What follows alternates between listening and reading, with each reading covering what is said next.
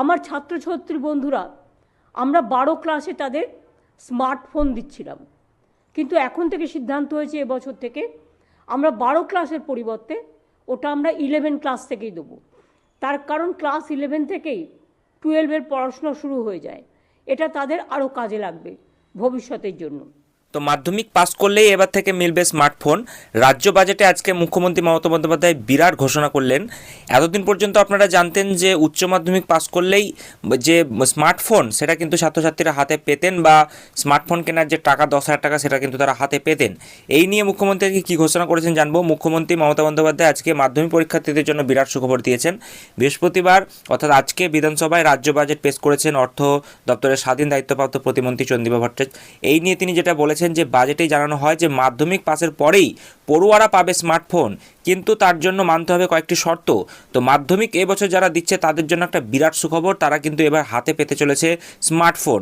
এবার মাধ্যমিক পাসের পরেই মিলবে স্মার্টফোন। বাজেটে রাজ্যের পড়ুয়াদের জন্য নতুন ঘোষণা তৃণমূল সরকারের, মাধ্যমিক পাসের পর স্মার্টফোন পাওয়া যাবে, এবং সেক্ষেত্রে যেটা বলা হচ্ছে কিন্তু তার জন্য ছাত্রছাত্রীদের মাধ্যমিক পাসের পর স্কুলে ভর্তি হতে হবে।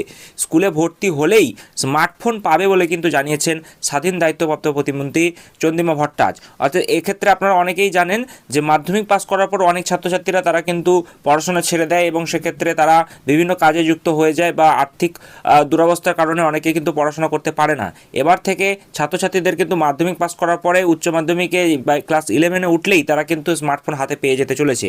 তো 2021 সালে বিধানসভা ভোটের ঠিক আগে লক্ষ্মীর ভাণ্ডার, পড়ুয়া ঋণ যেটা বলা হচ্ছে ঋণ কার্ডের পাশাপাশি নতুন রূপে কৃষক বন্ধু প্রকল্পের ঘোষণা করেছেন রাজ্য সরকার। ভোট পরবর্তী বাজেটে এর প্রতিফলন কিন্তু দেখা গিয়েছে। আর যেটা বলা হচ্ছে লোকসভা ভোটের আগেও রাজ্য সরকার বাজেটে প্রায় কল্পতরু হয়ে উঠেছে। লক্ষ্মীর ভাণ্ডার আপনারা দেখেছেন যে 500 টাকা থেকে বেড়ে 1000 টাকা করে দেওয়া হয়েছে। সরকারি কর্মচারীদের 4% ডিএ বৃদ্ধি ছাড়াও ঘোষণা করা হয়েছে অনেক একাধিক প্রকল্পের। তো এই নিয়ে আমি ভিডিও কিন্তু এর আগের ভিডিওতে জানিয়েছি কী কী ঘোষণা করেছে, না দেখে থাকলে সেটা কিন্তু আপনারা দেখে নিতে পারেন। তো চন্দ্রিমা ভট্টাচার্য তিনি কিন্তু জানিয়েছেন যে রাজ্য সরকার চালু করেছে নয়া প্রকল্প কর্মশ্রী। এই প্রকল্পে প্রত্যেক জব কার্ড হোল্ডারকে বছরে কমপক্ষে 50 দিনের জন্য কাজ নিশ্চিত করা হবে। তো আপনারা বুঝতেই পারছেন এবার ছাত্রছাত্রীদের জন্য একটা বিরাট সূচনা করা হয়েছে। এবার মাধ্যমিক পাস করলেই পড়ুয়ারা কিন্তু পেয়ে যাবে স্মার্টফোনের জন্য যে টাকা যেটা পাওয়া হতো। তো কত টাকা দেওয়া হবে, 10,000 টাকা নাকি 15,000, সেটা নিয়ে কিন্তু কিছু বলা হয়নি। তবে খুব তাড়াতাড়ি আমরা এই সংক্রান্ত নোটিফিকেশন পেয়ে যাব।